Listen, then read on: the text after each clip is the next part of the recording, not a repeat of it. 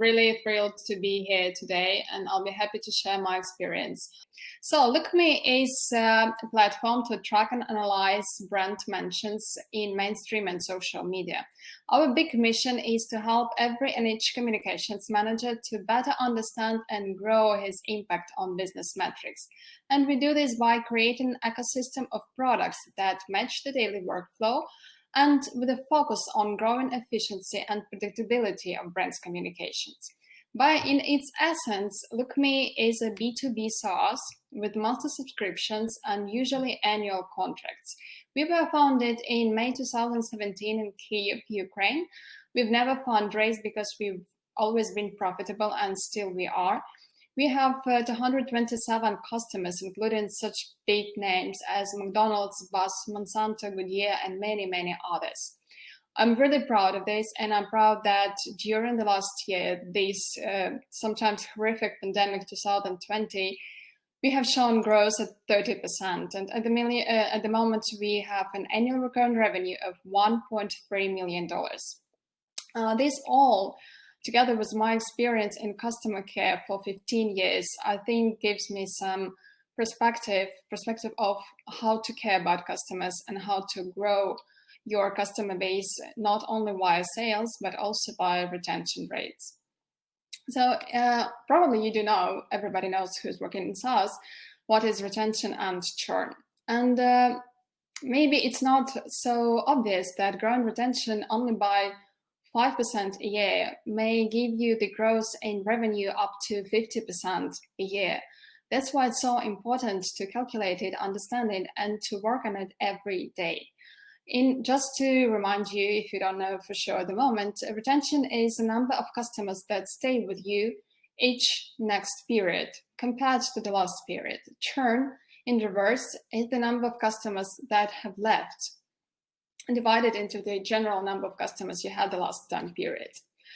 All these metrics, they are interconnected. The churn is opposite to retention. Retention is opposite to churn. Lifetime value is calculated via churn rate. Lifetime of your clients calculated based on average check, for example. And sometimes, because these numbers are so easily calculated, it can mislead you up to vanity metrics and thinking that something is going better than actually it is. And I'd like to recommend to calculate once again and sometimes to rely on your common sense and understanding of the business, because all these metrics finally should roll up in growing the business, growing the income. And if it's not, it's a reason to look them down again and understand what has been wrong with it. For example, for us, we have a great number for monthly churn. It's the average monthly churn for LOOQME is less than 2.5% monthly. But the reason it can be a vanity metric because we have annual contracts. And because we work mostly with big business and enterprises, these companies have the same financial cycle of planning from January to December. That's why the major churn for us happens usually on January. And this is the time when we see the main problems. So it can be the same for your business. You can see some seasonal trends, for example, or some other reasons why you should adjust these rates up to what's really going on in your company, because you should always be very sure what is going on inside. The same is with lifetime value, for example, because lifetime value is crucial to understanding are you profitable? It should be always higher than customer acquisition cost. But if you just calculate it through the churn rates, the arithmetic exercise, it can also give you a wrong perspective. For us, for example, the lifetime numbers can be sometimes like 50 months or 60 months, and we do not exist so much. But thanks to that, we have a track record of 3 years at the moment. We can calculate an actual lifetime value, an actual lifetime of our customers. And this is something to be aware of when you do all these exercises, to always adjust them to your business so you can have a very sound feeling. Is it right? And is it actionable in the end? One of the common grounds for dispute is in SaaS is either to focus on churn or on retention. And firstly, when we started in 2017, for the first probably year and a half, we were too much focused on churn. And I can't say it was a very good idea. I'm not sure that I won't change my mind in future, but today I would say that it's much better and it brings much more value to focus on retention. The reasons are very simple, because retention is something that is happening to a company each day, and you have time and space to make something better, to make tests, to improve, to check the results, and to do it again. Churn is something that happens only once. You had a customer, and then he's gone. And sometimes it's not very clear what are the reasons. And sometimes what you've been told are the reasons, are not the real reasons. And retention can be managed. Churn very often can't be managed. And that's why I think that if you still have different opinions on where to focus your customer care team, I would suggest that retention is a much better way to structure their work. How to start it?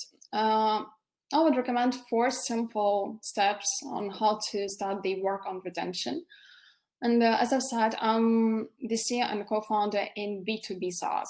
B2B metrics are very much different from B2C metrics. They're different in nature. And that's why I'm not very experienced in B2C, and mostly I'm talking about B2B clients and customers and business processes. So the first one is cohort analysis, both in money and in numbers. Cohort analysis looks something like this on this picture. It's when you build a graph depending that leads from the first day your customers entered your customer base and until the day it's left.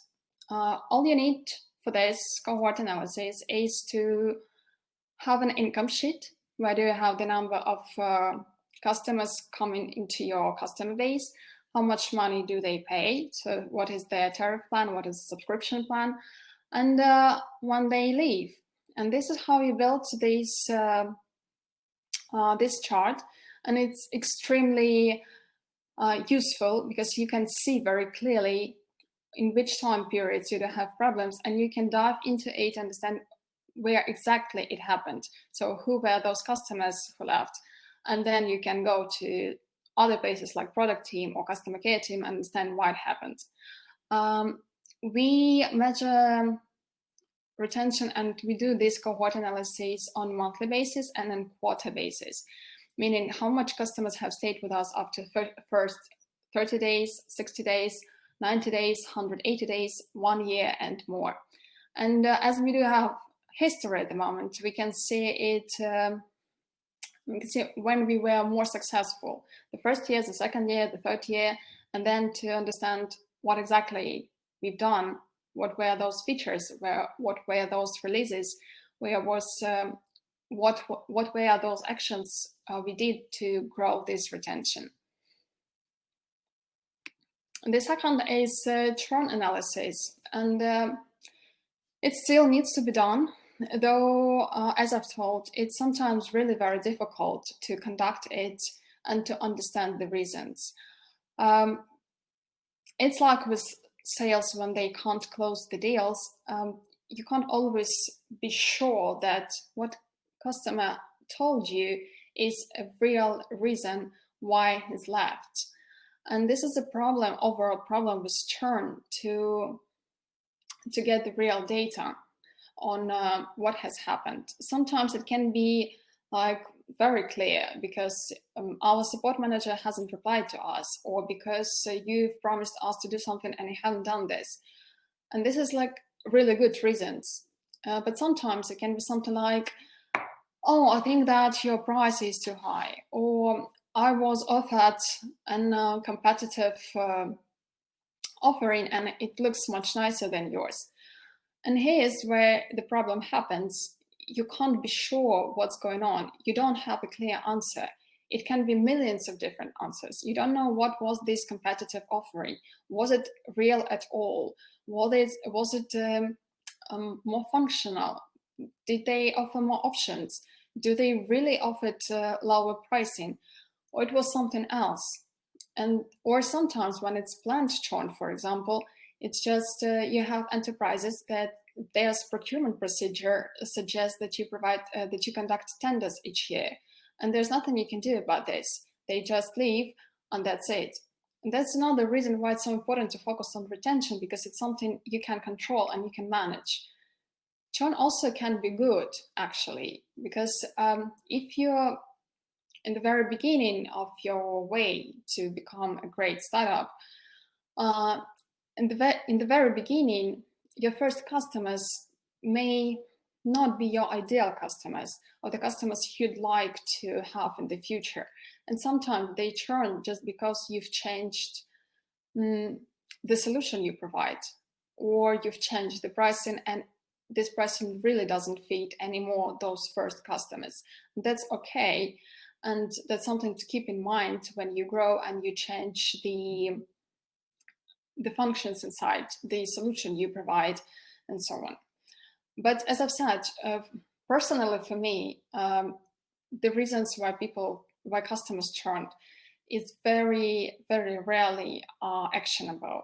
And you still need to analyze it, at least to find the obvious problems. But it's quite difficult to build up a solid strategic plan just out of it. The third thing is behavior research. And behavior research is a place where you actually test what you've been told. Because as you know, that what people say, what people do, and what people say they do is three different stories. And behavior research, through their in-app built analytics, through their usage and activity, through their comments, through the request, even through their social media accounts, it's something where you can get reverse view of what's really going on. Sometimes it happens that a customer may say, we don't like your product, we don't use it, we want to switch or we want to go. And you go into your tracking, into your activity log and so on, and you see that actually they are using. But if you have enough information in the very beginning, when your customer just became your customer, and you've got a track of what were the primary needs, and you see that by actions they are doing, they actually do not meet those needs. And this is your insights and places where you can find ways to bring back those customers and to understand and educate them once again and once again on how you may help to solve their problems. The fourth, and probably the most difficult, as for me, step is the feedback analysis. There is no secret that collecting feedback is crucial and important for developing a product and improving customer experience and so on. But one day we faced a situation that we have like tons of this feedback and we still have no idea what to do, and it doesn't bring any road, any clear vision, anything that can help us to process the feedback into growing the business. So personally for us, the concept of jobs to be done, that was for me very nicely explained in this book, What Customers Want. It's what helped us to structure the feedback in the way that it would lead to change that can be measured. And this is how we can grow the activity inside the app and how we grow our customer base. To make it more clear, it's firstly when you ask for a problem, not for a solution. So you have a lot of feedback and you structure them on jobs to be done. And when you then, sometimes you don't understand what exactly was meant by it, and you go back to customer and trying to make him tell you more. And this is the place where usually, well, sometimes, okay, not usually, you may face that customers trying to give you a solution instead of explaining the problem. And this misleads you actually in the end, because you don't need a customer to provide a solution. You better know what to do and how you can do this inside a product. But you need very clearly to understand what is the problem actually he's trying to solve. Sometimes it's something that is well known, and then you should understand the outcomes. How this customer will understand that this job is actually done and is done good in the way he wants it. So it's like the list of these outcomes. And sometimes it's not the outcome. Sometimes you may ask for obstacles. If you think that your product already should cover this specific job to be done, what are the obstacles that why a customer doesn't use it, or uses it in some weird way, and so on. Then you have like this big table where you fix all these things. You may use specific tools. You may use still just Google Sheets for this. And you match all this feedback to jobs to be done, to outcomes, and to obstacles. Then trying to compare yourself to the competitive field where you can do better and where you can't do better. This all matches with the overall strategy and roadmap for developing a product. It sounds a little bit complicated, but at the moment when you have too many feedback, too much of it coming from all the chats, phone calls, meetings, online meetings, events, emails, it's becoming more and more difficult to manage it and to really make an action plan out of them. So I would recommend to go through this book.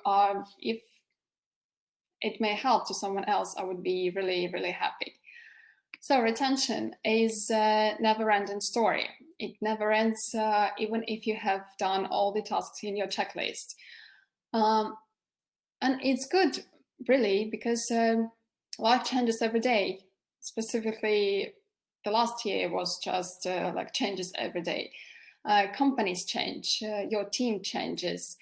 The external factors arise new and new each day, and you can't control it, but you can control the development of your product.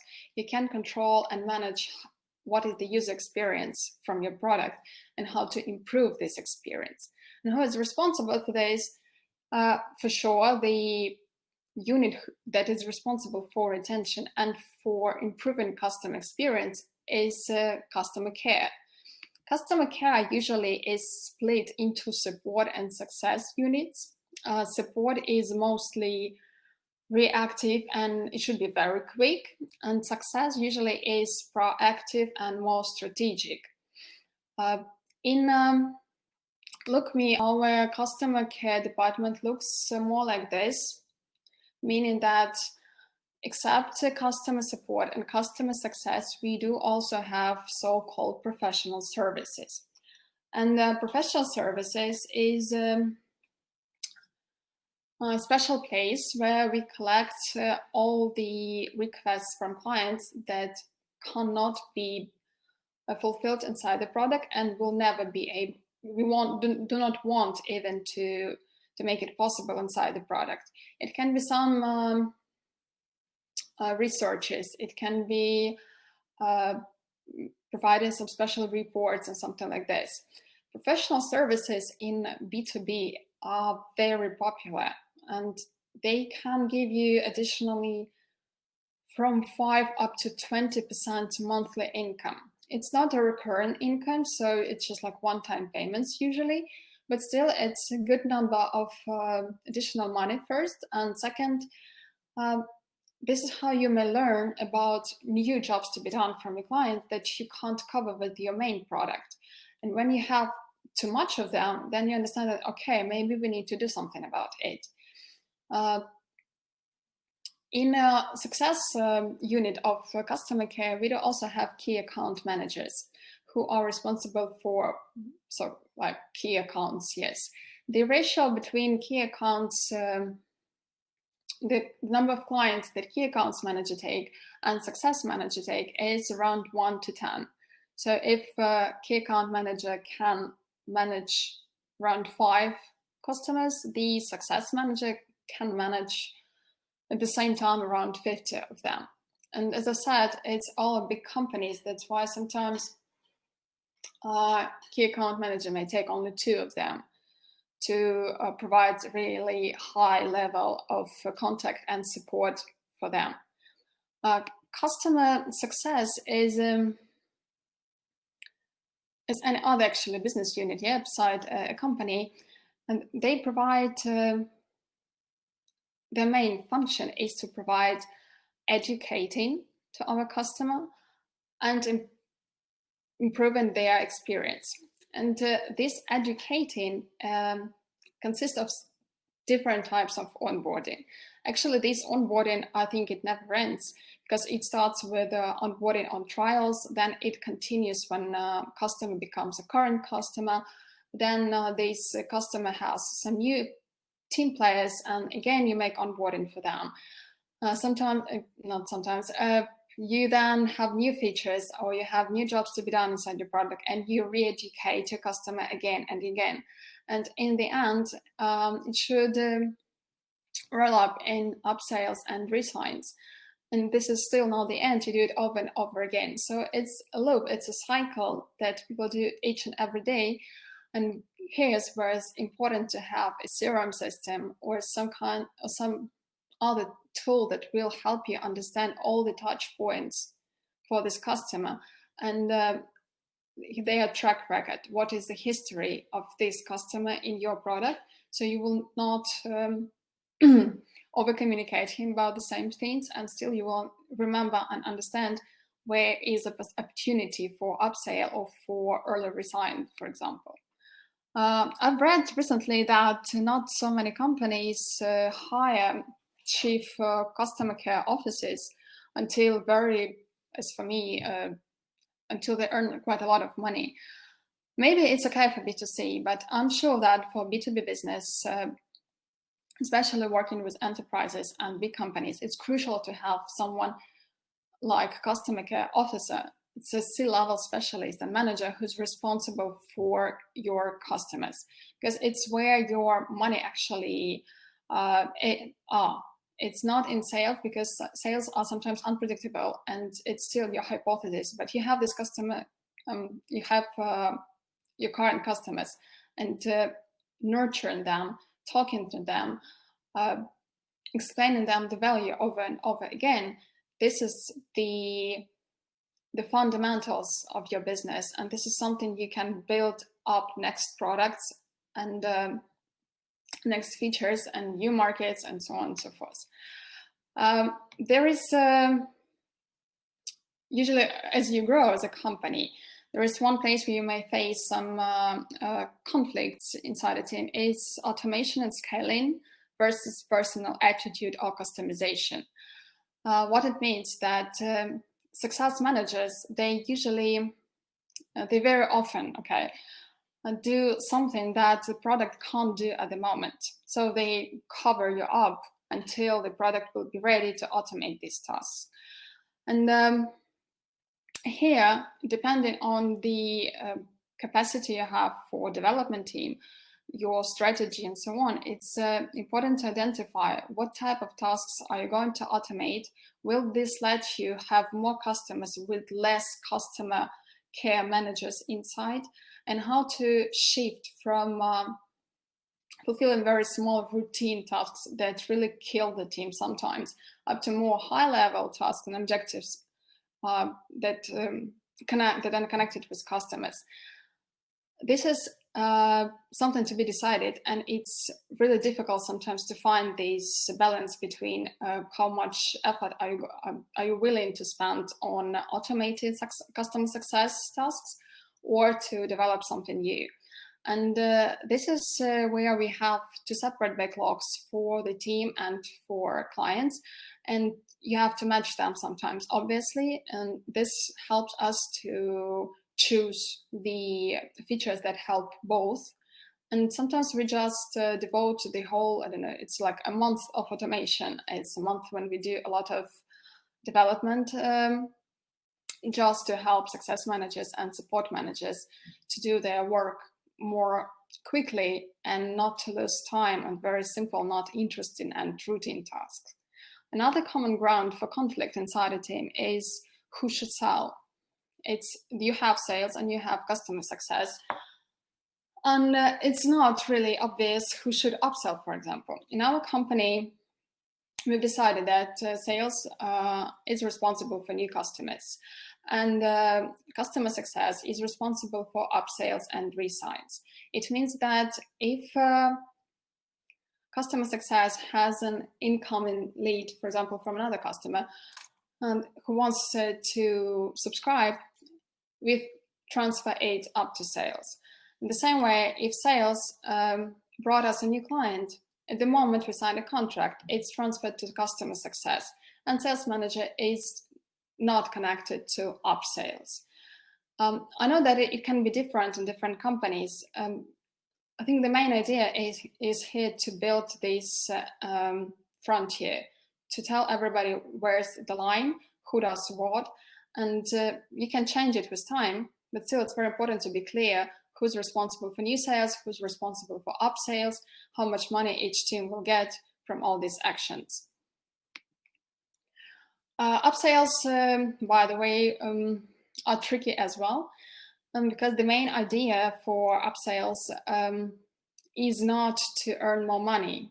For B2B companies like ours, the main idea behind upsell is to find the best solution. And it's very important that customer care team understands it and is not trying to upsell in any cost until there is no other way or chance to help a client. And here's where firstly you need very clear procedures, and customer care team should know very clearly what are the options for upsell, what are the procedures, what is the pricing, and so on. From other hand, customer success manager or key account manager should really understand what a customer wants to do, and this customer success manager as well should understand what your product can actually provide.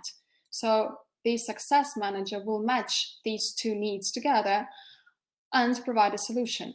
Customers looking for a solution and not to spend more money, it's obvious.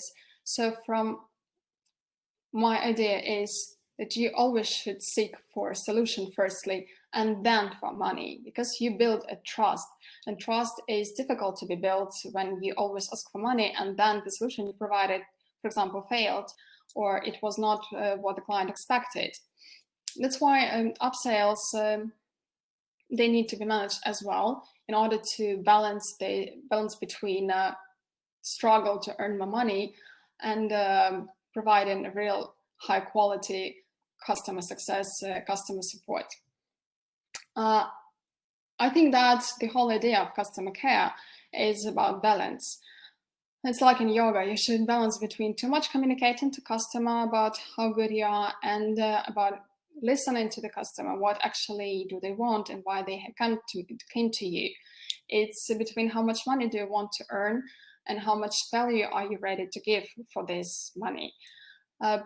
It's about, do you want to automate everything, or you want to leave space for personal touch, for high-level touch, for real customization that only people may provide. And I think that it's possible to find the best way for each company when you have track record, when you have good people inside, and when you have a clear strategy of where do you want your product to grow in the next 5 years. Thank you so much for your attention.